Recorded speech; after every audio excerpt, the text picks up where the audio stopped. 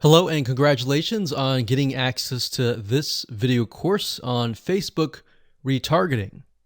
Okay, so this is video number 1, which is the introduction and getting started. So before we get started, I want to give you a quick overview of what's inside this video course so you know exactly what to expect. So obviously this is video number 1. Video number 2 is going to be a visual map of Facebook retargeting. And what that includes is I'm going to show you how Facebook retargeting works. And a lot of times people jump straight into showing you how to set things up. But unless you really understand how everything fits together, what connects to what, and all of that, it's really going to become confusing. Because if you set things up like an email opt-in retargeting campaign or a blog post campaign, or a purchase retargeting campaign, every one of those is different.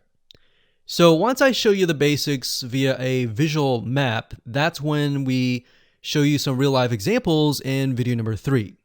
Of course, in video number 4, I'm going to talk about the Facebook Pixel, what it is, why it's important, and how it's used. And of course, from that point, we'll move to video number 5 and talk about how to add the pixel to your website, whether you're using WordPress, ClickFunnels, Leadpages, or any other landing page builder. Video number 6 will talk about pixel variables and settings, otherwise known as standard events, such as how do you tell Facebook that somebody has landed on your page, somebody has converted into a lead, somebody has added the product to their shopping cart. Maybe you want to find people who have added things to the cart but have not yet purchased so that you can show an ad to them, remind them that they are interested in that purchase, and perhaps give them some sort of discount as well. Video number 7, we're going to talk about custom audiences, which are essentially lists or segments of people that you have targeted. And when you create your Facebook ad, you can then target that specific custom audience and show that specific ad to that audience. And then of course, in video number 8, we'll have some practical application and show you how to create these custom audiences. And of course, last but not least, video number 9, we'll talk about retargeting campaign setup. All right, so let's talk about mindset, because I'm a big believer of having the right mindset before you get started.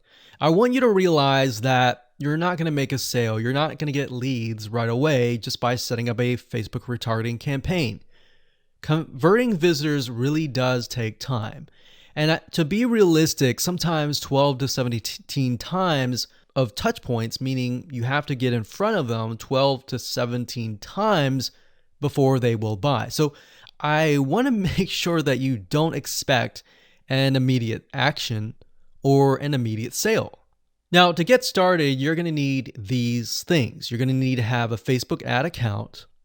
And in doing so, you'll also need to have a Facebook business account. And you can go to business.facebook.com to get access to a Facebook business account. Now, having a business account is separate from the Facebook ad account.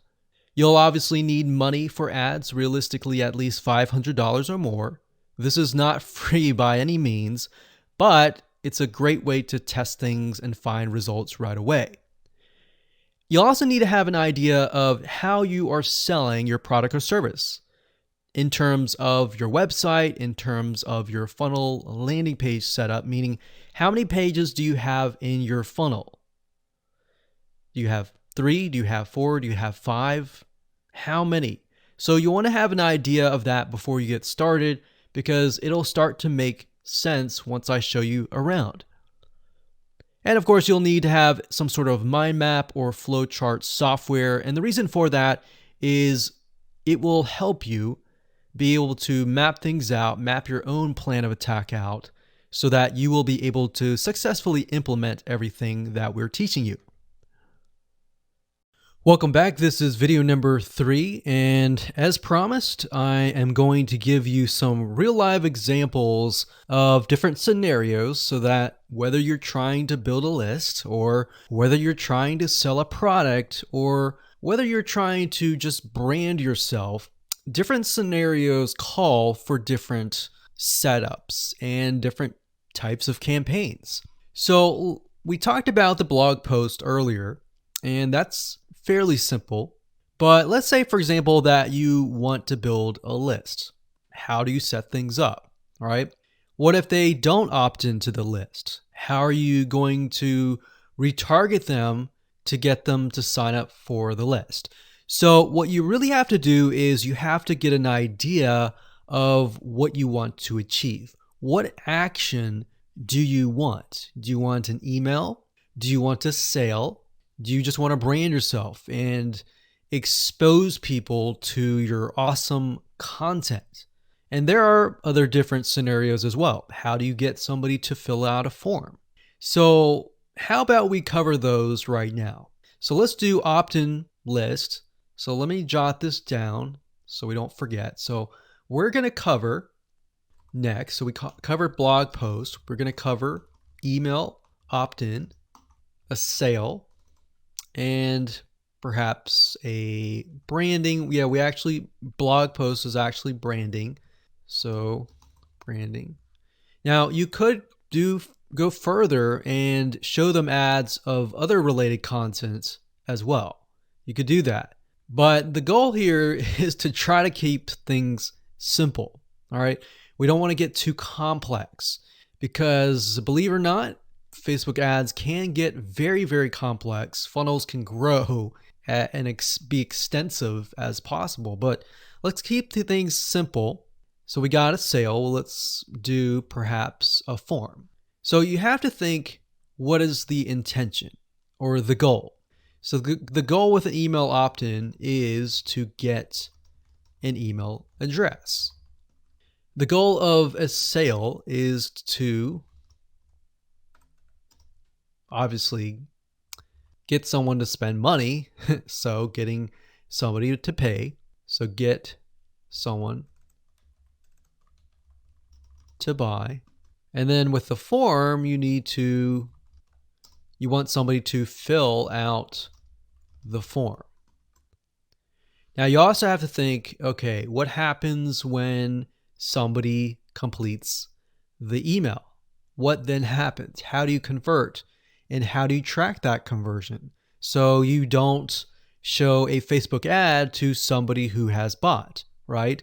So it's kind of an if, then, else. If this happens, then this happens. If this doesn't happen, then this happens, right? So let me explain. Let's do an email opt-in. All right, somebody comes to a landing page. So we'll call this the email capture page. And then, of course, there's going to be a Facebook pixel on this email captured page. Now, I'm going to remove these because it's going to get a little bit longer. And I'm going to delete this. I'm going to actually copy this back, but we're going to move this over here. So if they fill out the email, what is after that? All right. What is after that? So after that, depending on how things are set up, if you got it set up with double opt-in confirmation, which means they have to check their email address and click the link and all that, and it goes to that page, or they fill in the email and it immediately directs them to the next page. Whatever the page is, we'll say page 2. This could be where the freebie is located. And you're going to need to have another Facebook pixel on that page, right? So if you think about it, the Facebook pixel needs to be on this page. Now, the only reason why we would want to show a Facebook ad is if they came to the email capture page, but they did not give us their email, right? In other words, if they did not fulfill the action, then you need to show a Facebook ad. If they did fulfill the action, you don't need to show the Facebook ad, unless, of course, you're selling a product. But like I said, let's keep it simple. So from this point, they either give us the email and then they land on this page. And this Facebook pixel will need to, we'll call it a conversion, and it will need to let us know if it actually converted.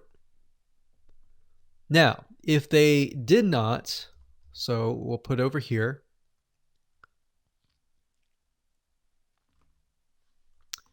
did not give email. So this is if they gave us the email. If they did not give us the email, and that's why I put an arrow here. So these are scenario 1. So we could actually name this. Let's name this scenario 1.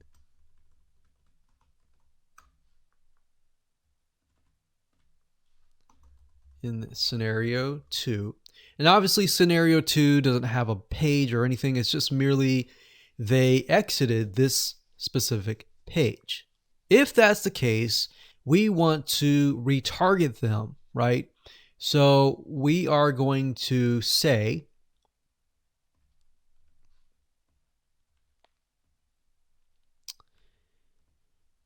if they did not give us the email, then we're going to put them into a custom audience.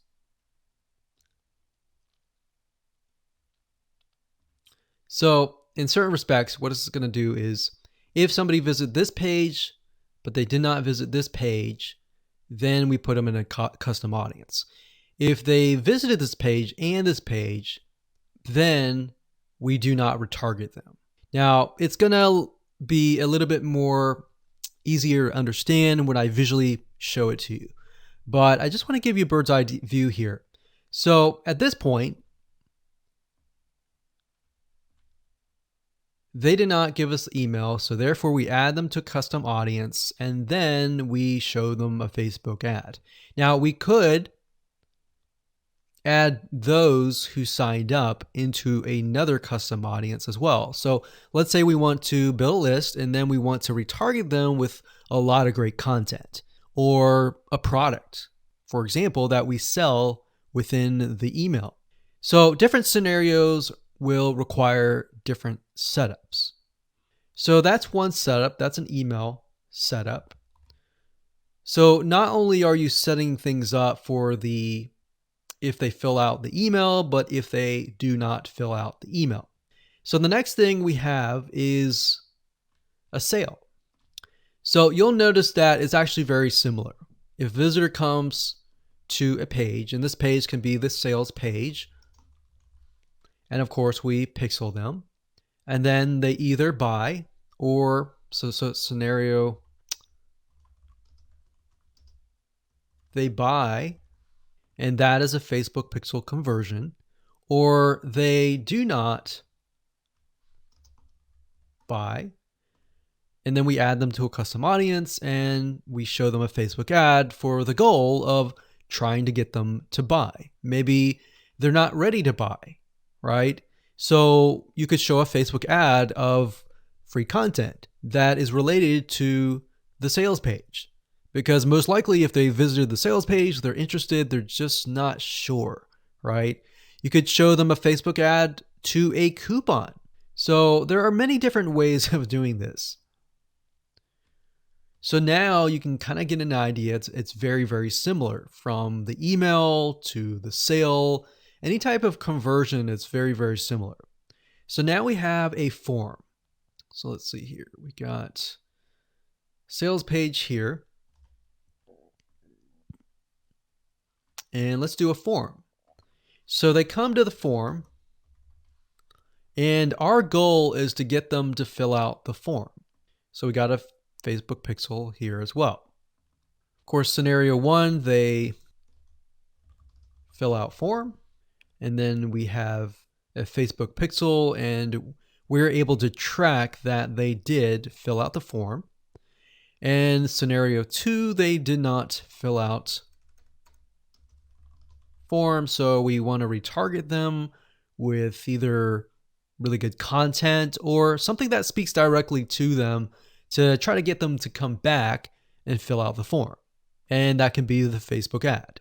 So as you can see, anytime you have a action, it actually becomes very, very similar in the setup. So now that you have a better idea of the different real life scenarios and examples, let's move on to the next video and talk about the Facebook Pixel, what it is, why it's important, and where to get it.